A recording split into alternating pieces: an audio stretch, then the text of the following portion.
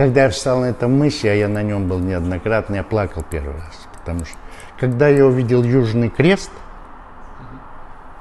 ну, помыслить я в детстве не мог, что я его увижу. Естественно, это было потрясение, да. А потом дошло до того, у Александра Моисеевича Городницкого есть песня «И греет нам душу, и студит нам душу Южный Крест, но греет звезда полярная». Я еще думаю, какие мы понтоветы, неправда. И когда мы уходили с Антарктиды, и над горизонтом появляется большая медведь, сначала ковш, дном вверх, выходит, и в какой-то момент выскакивает полярка, весь корабль, ну, чуть ли не на колени. Скоро дома, а еще до дома 45-50 суток, но уже мы в северном полушарии выходим.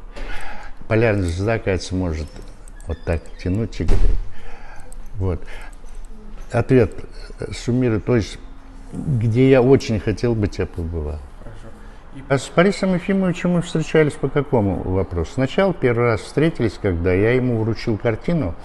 Я прыгнул с парашютом на Северном полюсе, мой друг-художник Володя Логинов написал картину, как я лечу там на поле, все такое. И когда я добился встречи с Борисом Ефимовичем, ну, по нашим рабочим школьным делам, я подарил для его дочки, значит, эту картину. Он еще говорит, о, в спальне у нее повешу. Вот. И я рассказал, что вот после того, как вы там летали на МиГе с Володей, там, он же летал на МиГ в 29-м, а я, говорю, через месяц без разрешения Ельцина, естественно, я, говорю, тоже летал на том же МиГе, только с другим, правда, летчиком, да, вот смеялись. Потом я им предложил прыгнуть со мной с парашютом, он согласился, вот так мы с ним начали время от времени встречаться. Очень много и плодотворно общался с Олегом Тахтаром, чемпион мира первый по боям без правил, знаете такого, конечно, он же наш нижегородец, ну и Сарова сам, да. Вот две вещи в моей жизни, о которых я не могу до сих пор суждение выдать приемлемое. Это вот Дятлов как раз и ковид, что бандиты там сделали, их, например, убили. То другая полностью противоречит. Потом это потемнение кожи, похоже на химические ожоги, вот этим топливом, может быть, ракет. Я не знаю, я ничего не могу сказать. Я никогда не говорю о том, чего не знаю. Есть требования, международные требования по экологии, и я не следил, а, скажем, заставлял соблюдать эти требования. Они очень жесткие, очень нормированные. И если полярник, ученый, скажем, ну, по космическим лучам, он занимается космическими лучами, эксперименты и прочее. Метеоролог – это метеорология за него. У каждого свои задачи. Дизелисты обеспечивают нас электроэнергией.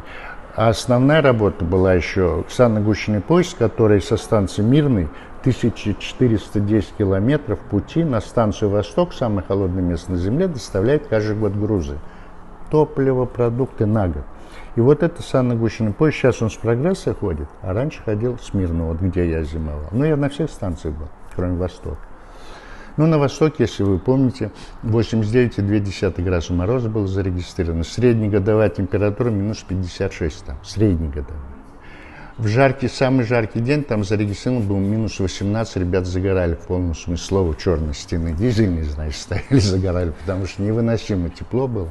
Ну зачем путешествовать становиться? Надо становиться или спортсменом, или, я не знаю, там, ну, найти себя в жизни, а путешествовать ради удовольствия надо. А если просто вот вы имеете в виду экстремально, да, по-моему, уже все давно все сделали, ну что там, ну на Эверест сходишь, это же не экстремальное путешествие, там сейчас демонстрации стоят, тысячи людей, вот стоит, там есть перешеечек такой, вот, а тут демонстрация, отсюда вот они здесь столкнулись. Вот меня когда спрашивали, ваша школа, наверное, вы там выезжаете, червяков там едите, все такое. Я говорю, да, мы естественно, когда я спасателей готовил, ели там, все бывало. Но настолько скучная школа выживания, потому что школа выживания это тот же отдел по технике безопасности. Я пинаю буквально за нарушение любой мелочи. Я готов любую экспедицию в полном смысле за год. Эверест – это безумно экстремально, и излишне экстремально. Вот мне предложили любые деньги, я не пойду на Эверест, потому что я почти уверен, что я не достигну вершины.